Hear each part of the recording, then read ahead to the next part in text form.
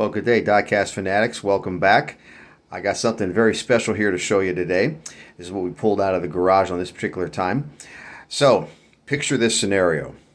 It's about 1982, 1983, and you're a Gen X kid between the ages of 4 and 12. That's prime diecast buying age where you're going to actually play with the things.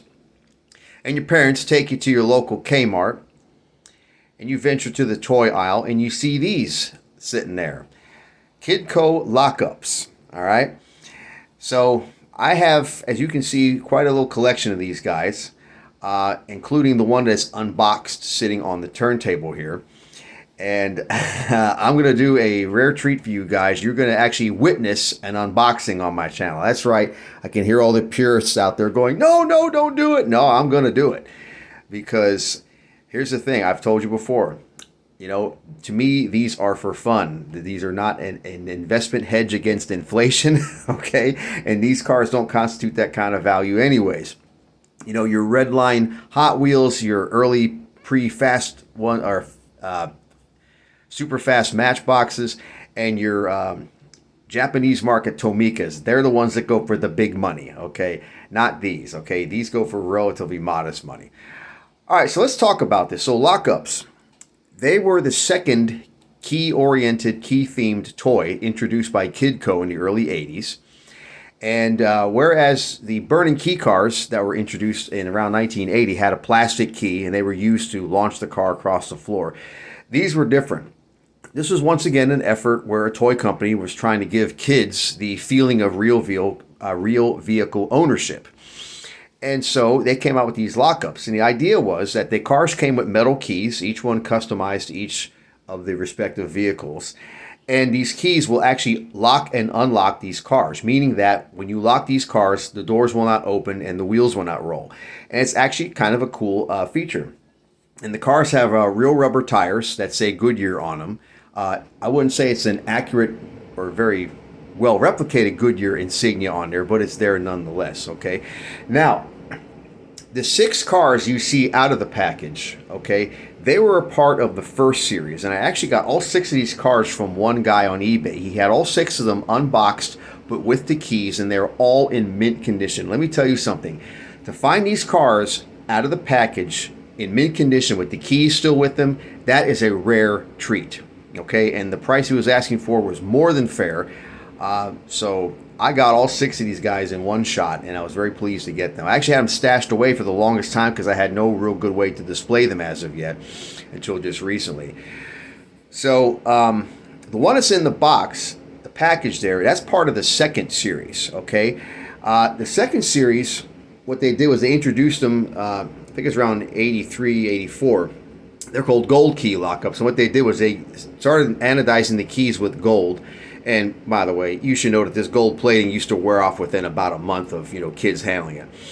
And then the gold key lockups came with one of 3 accessories. Okay, in this case, it's a keychain, and I personally think that's the best accessory. If you flip over the package, you'll see what the other accessories were.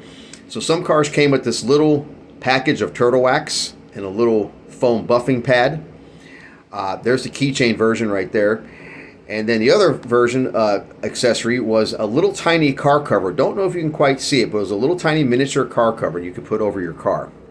Okay, and so it's a pretty cool feature. I mean, I actually did see a, excuse me, I saw lockups for sale on eBay that had the turtle wax in it, and it was still mint in the package. I said to myself, I wonder if that turtle wax is even any good after 4.5 decades of being in the package there. Probably not, but still it's just neat to have it.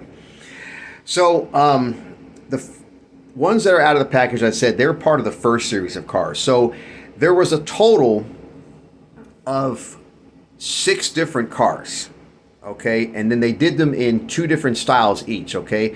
So I have 3 different cars in 2 different styles. So I have roughly half of the first series collection here. 2 versions of the Camaro, 2 versions of the Corvette, and 2 versions of the Firebird. There's also, as you see, there was 2 versions of the Datsun that's up there, Datsun 280Z. And then there was also 2 versions of it was a 2-door Dodge Monaco, 1978, that you could get either as like a Forest Ranger car or a Fire Chief car. There was also a Highway Patrol version and another version of a Fire Chief car. So let's get into these a little bit. I'll show you how they work and everything. So, first of all, Corvette never had a turbo version. It's just back in the early 80s, everything was turbo oriented. And also, let's talk about the Corvette, because as I mentioned, these came out around, say, I want to say late 82, early 83. Well, if you remember, there was, the Corvette enthusiasts will definitely remember this, there was no 1983 model Corvette. So by 1982, the late part of that year, what was going to be known as the 84 Corvette was already developed. It just was a matter of getting it to production to get it to the showrooms across the country. And so somehow companies like this got a hold of, I don't know, the rights to make these. And so I think even these diecast versions actually beat the real ones to the showroom, if you can believe it. But this was a big deal because this was the first all new from the ground up Corvette that we had seen since 1968. So this was a big deal, getting the all new for 84 Corvette. Now, the all-new for 84 Corvette, it debuted in the spring of 83, and because it met all the 1984, model emission standards and safety standards, they decided to run the model year as a year and that particular model year for a year and a half, and that's why 84 Corvettes to this day are still kind of plentiful. So, anyways, let's show you how these work.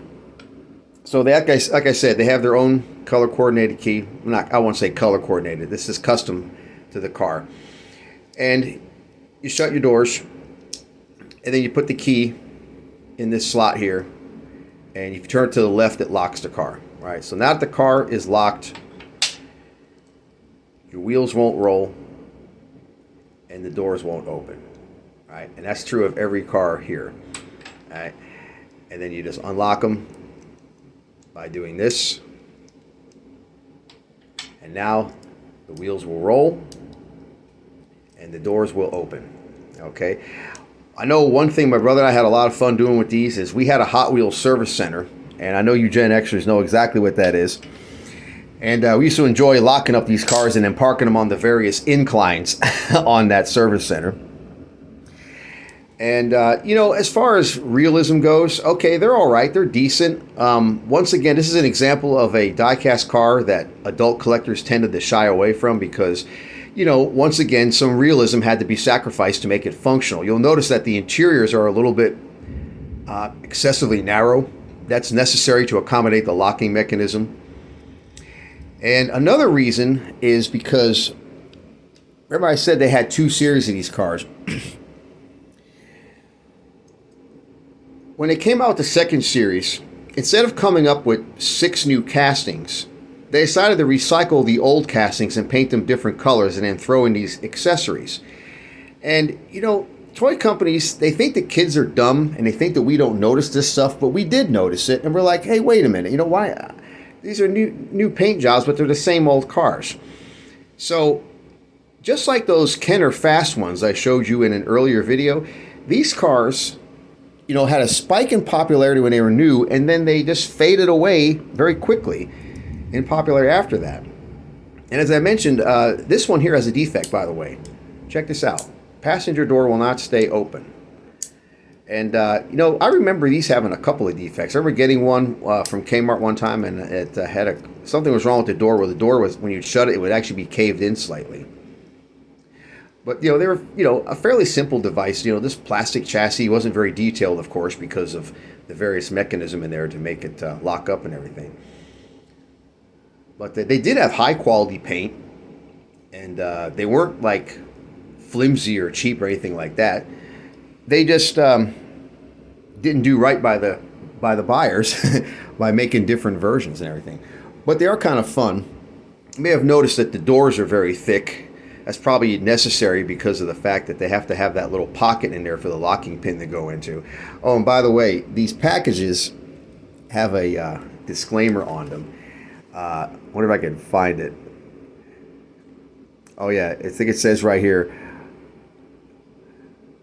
Yeah, don't lock the car with the doors open. That's what they tell you. Don't lock the car with the doors open. Oh yeah? Let's try that. Let's be daring. Let's be rebellious. Oh, look at that. I locked the car with the doors open and the world did not end. How amazing. No, they put that disclaimer on there because here's why. Kids would be stupid, unfortunately. Some kids would be very stupid, and they would do that, and then they would end up breaking that little pin that helps the car lock the doors. And then, of course, there'd be whining and crying. Mommy, Daddy, I broke my toy. So that's why I had to put that disclaimer on there. All right. So you get the gist of it. They're pretty neat cars. They had some, like I said, nice models. These were all the very popular models back in the early 80s. Corvettes, Camaros. There was also a Mustang. I forgot about that one. That was the other car that they had. They had a Mustang that came in 2 different paint schemes as well. It was a Fox body Mustang 4-eye style. We used to, the enthusiasts call those, because they had the 4 individual headlamps. All right, we're going to do it now. Here it is, guys. So this is, like I said, this is about a 1983, 1984 version of a lockup. This is the second series, the Gold Key lockups.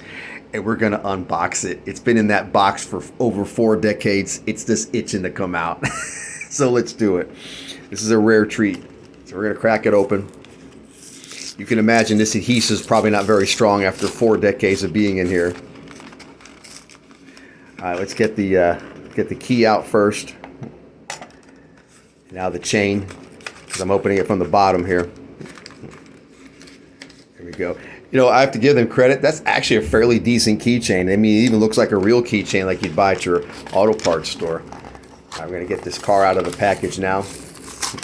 I'll try to keep the back intact if I can, because, you know, it's actually got some good, you know, it shows you the other models on there. It's kind of cool.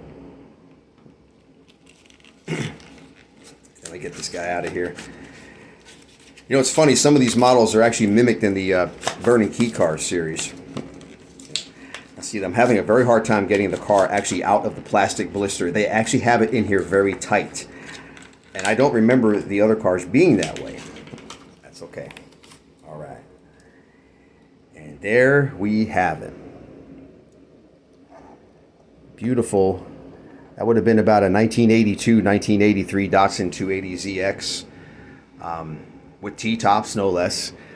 Very sharp cars. This is one of those cars that, you know, I kind of always admired it. I never owned one. I just never had a chance to, you know, own one or drive one or anything. But, yeah, so that's what the gold key lockups are all about. They came with a gold key. It came with one of the 3 accessories, as I mentioned. I think the keychain, honestly, is the best one because, let's face it, that turtle wax is a one-use only thing. And after you use it, it's done.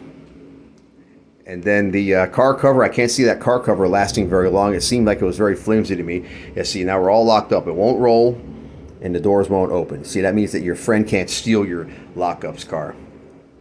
And we'll unlock it again.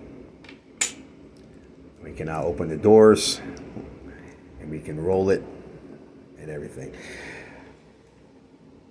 So there we go. That was a little blast from the past for you Gen Xers and maybe other ones. And you know, this is, like I said, you know, when they were new, the serious collectors kind of shunned them. But now that they've reached a collector status, people are looking for them. And I was one of the people looking for them. And I was actually impressed to see there's a large number of them available. The problem is finding them in mint condition with the key. Because, you know, there's plenty of them on there that are in nice condition, but the key is missing. It's like, well, what's the point? If the key's missing, there's no point in having it. So I was very lucky, very blessed to find not only 6 of them in one shot out of the package in beautiful condition, but also to find at least one of them still in the package and a gold key version nonetheless. I thought that was pretty cool. So there we go. That's the Kidco lockups. Another little blast from the past that had a brief, you know, spate of popularity and then just kind of faded, just like the fast ones and just like the Burning Key cars. That's the way they was back then. All right, so I hope you enjoyed that, and much more content coming. Be sure to check out the posts and everything, and tell me which one of these was your favorite in the comments, if you don't mind. I appreciate that. All right, so I'll see you again in the next video. You guys enjoy it.